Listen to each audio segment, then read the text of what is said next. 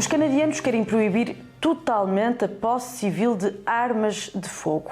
É o que diz um inquérito recente feito pelo Instituto Angus Reid, na sequência do ataque mais violento de sempre do Canadá e da recém-anunciada decisão federal de banir algumas armas de fogo. Uma pesquisa revelou que os canadianos apoiam a decisão de banir alguns tipos de armas de fogo do país. A decisão do primeiro-ministro canadiano Justin Trudeau de proibir a posse civil de algumas armas foi anunciada na sequência de providências que foram tomadas após o maior ataque de sempre registado em Nova Scotia. We are closing the market for military-grade assault weapons in Canada. We are banning 1,500 models and variants of these firearms by way of regulations. These weapons were designed for one purpose and one purpose only: to kill the largest number of people in the shortest amount of time. There is no use and no place for such weapons in Canada. For many families, including many Indigenous people, firearms are part of traditions passed down through generations, and the vast majority of gun owners use them safely, responsibly, and in accordance with the law, whether it be for work, sport shooting, for collecting, or for hunting. But you don't need an AR-15 to bring down a deer. So, effective immediately, it is no longer permitted to buy, sell, transport, import, or use military-grade assault weapons in this country.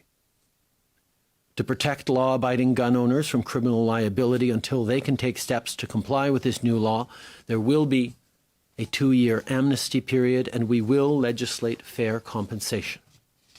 As chamadas armas de assalto incluem pistolas semiautomáticas com grande capacidade de munição.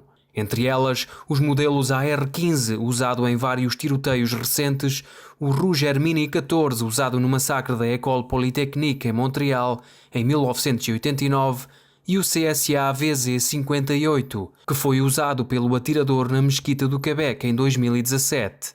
78% dos inquiridos disseram que apoiam a proibição destas armas no país, o que corresponde a aproximadamente 4 em cada grupo de 5 canadianos. Contra a decisão do governo estão 22% dos entrevistados, a maioria donos de armas de fogo. Os residentes de Nova Scotia e do Quebec, onde aconteceram os ataques mais violentos no país, são os que dão maior suporte à decisão do governo federal. As percentagens de apoio são respectivamente 83% e 87%. A medida tem maior oposição em Alberta, com 35% dos entrevistados contra e 65% a favor.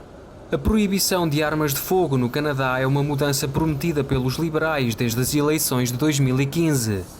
30 years from now, an entire generation of Canadians will remember exactly where they were on Sunday, April 18th, 2020. They will remember how their sense of safety was shaken, how their outlook on the world was forever changed. They will remember the day that they lost some of their innocence. This chapter in our history cannot be rewritten, but what happens next is up to us. We can stick to thoughts and prayers alone, or we can unite as a country and put an end to this. We can decide together that enough is enough.